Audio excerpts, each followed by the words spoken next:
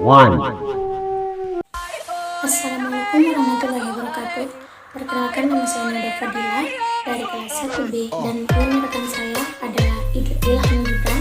Kali ini kami akan menjelaskan sebuah tugas kami, filsafat yang bertemakan filsafat logika.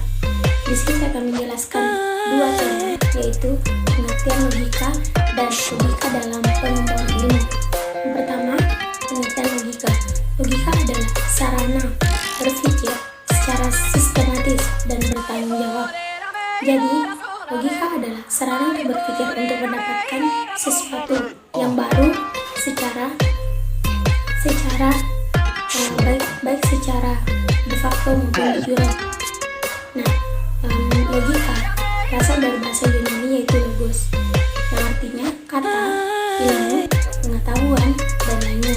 Jadi dapat kita simpulkan bahwa logika adalah sebuah alat untuk berpikir secara sistematis, baik secara de facto maupun de jure, dan untuk mendapatkan suatu pengetahuan yang baru. Yang kedua, saya akan menjelaskan tentang logika dalam pengembangan ilmu. Menurut Descartes menjelaskan bahwa manusia memiliki sifat keingintahuan yang lebih tinggi, yang mendalami sehingga mendapatkan ide-ide baru dari setiap tahun-tahun dan zaman-zamannya. Contohnya adalah anak yang berusia 4 tahun membangun sebuah bangunan dari balok-balok kecil demi kecil. Nah, di situ anak-anak ini akan mendapatkan berpikir, akan menemukan ide baru. Mengapa balok-balok itu bisa menjadi sebuah bangunan? Nah, anak itu mencoba membangun lagi. Nah, kemudian dilemparkan dengan sesuatu, mereka terpecah dan anak itu kembali berpikir, mengapa hal itu demikian? Nah, itulah disebut dengan logika, berpikir secara sistematis, mendapatkan ide baru, mendapatkan wawasan baru, dan mendapatkan sesuatu pengetahuan dan ilmu yang baru juga. Selebihnya, sekian dari saya. Kemudian akan dilanjut oleh rekan saya yang bernama Ilham Gibran. Kepadanya dipersilakan. Baik, saya akan melanjutkan penjelasan dari Nada Fadila, yaitu bentuk berpikir dan bangunan logika. Menurut Darsono Prawironegoro, logika adalah suatu metode yang diciptakan untuk meneliti ketetapan penalaran. Apa itu penalaran? Penalaran ialah suatu proses berpikir yang menggunakan argumen, pertanyaan, premis, atau aksioma untuk menentukan benar atau salahnya suatu kesimpulan. Jadi, penalaran itu berhubungan langsung dengan penyimpulan dan argumen yang abstrak simbolis. Oleh karena itu, dapat dikatakan bahwa penalaran argumen itu simbolnya bahasa.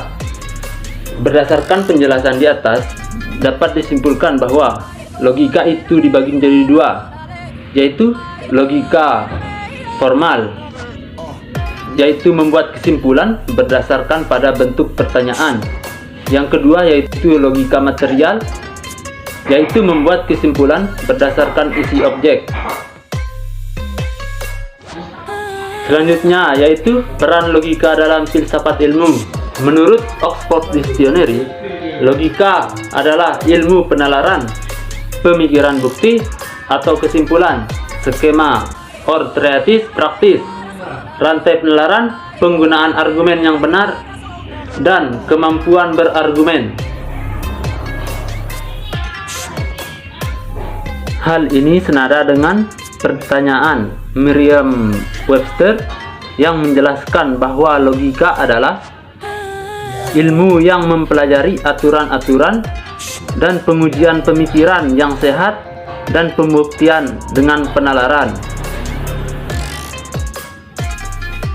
Sedangkan menurut Hadi Atmaja dan Kuswa Enda menyatakan bahwa logika yaitu cabang ilmu filsafat umum yang membicarakan masalah berpikir yang tepat, yaitu mengikuti kaidah berpikir yang logis.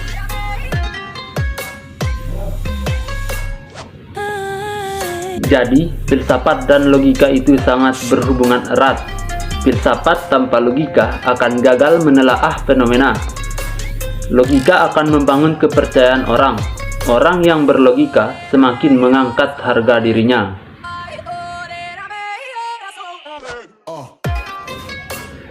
Selanjutnya yaitu penjelasan manfaat logika dalam pengembangan ilmu pengetahuan. 1. Logika itu menyatakan, menjelaskan, dan menggunakan prinsip abstrak yang dipakai dalam semua lapangan ilmu pengetahuan. Yang kedua, logika itu menambah daya berpikir abstrak dan demikian melatih, mengembangkan daya pemikiran dan menimbulkan disiplin intelektual. Yang ketiga, logika di masa sekarang dikenal dengan era of reason, membantu kita untuk berpikir sendiri dan tahu membedakan mana yang benar dan mana yang salah. Yang keempat, logika itu membantu orang untuk dapat berpikir secara luas, tepat, teratur. Karena dapat berpikir demikian, ia dapat memperoleh dan menghindari kesesatan. Demikian penjelasan dari saya. Assalamualaikum warahmatullahi wabarakatuh. Jadi, dapat kita simpulkan bahwa logika adalah sarana untuk berpikir secara logis, mendapatkan ide baru, mendapatkan gagasan baru, dan mendapatkan ide yang baru. Logika berfungsi untuk mendapatkan sesuatu pengalaman yang baru demi mendapatkan ilmu juga yang baru. Logika juga sangat penting dan ketika manusia, baik untuk anak-anak, dewasa, dan lain sebagainya. Demikian presentasi yang kami bawakan, kurang dan lebihnya mohon dimaafkan.